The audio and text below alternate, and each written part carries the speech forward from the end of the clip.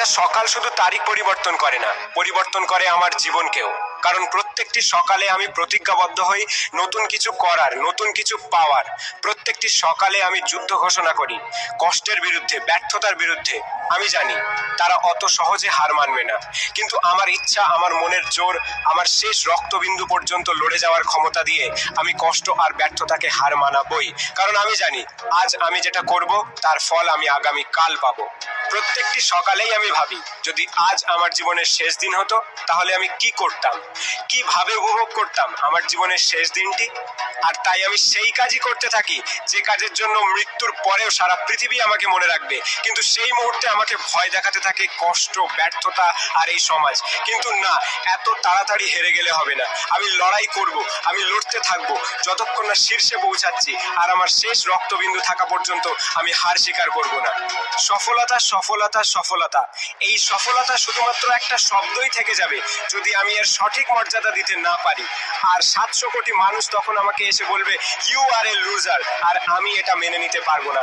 তাই জান যাবে কিন্তু মান যেন না যায়।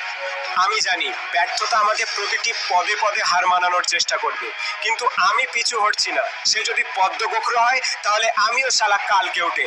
আমি আর 5 জনের মতো নই যে অত সহজে হার মেনে নেব। যদি ইট মারে তাহলে পাটকেল তো মারবই। প্রতিটি সকাল আমার জন্য একটা নতুন উপহার। যে সকাল হয় একটা অন্ধকার রাতের পরে, যে সকালে শুরু হয় আমার স্বপ্নের পরের অংশ।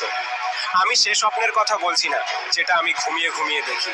আমি সেই স্বপ্নের কথা বলছি যা আমাকে ঘুমোতে দেয় না, যে স্বপ্ন আমাকে এগিয়ে যেতে বাধ্য করে সঠিক পথে, সঠিক দিকে। যে স্বপ্ন আমাকে তৈরি করতে থাকে একটা সঠিক মানুষ হওয়ার জন্য। এই স্বপ্ন কখনো আমাকে হাসায়, কখনো আমাকে কাঁদায়, কিন্তু আমি জানি এই কান্না ক্ষণিকের জন্য। কারণ সুখ দুঃখ নিয়েই তো আমাদের জীবন। আর সবকিছু ভুলে আমি লড়তে থাকি ব্যর্থতার বিরুদ্ধে। কেন আমাকে হার মানানো এত সহজ নয়? কারণ আমার নিজের প্রতি বিশ্বাস আছে, আমার মনের জোর আছে, কষ্ট করার ক্ষমতা আছে। হ্যাঁ জানি এই যুদ্ধে হয়তো আমি হেরে যেতে পারি, কিন্তু কাপুরুষের মতো যুদ্ধ না করে হাত তুলে দাঁড়িয়ে থাকবো না। মরতেই যদি হয় বীরের মতো মরবো। হ্যাঁ জানি এই যুদ্ধে আমি হেরে যাব, কিন্তু কিছু শিখতে তো পারবো।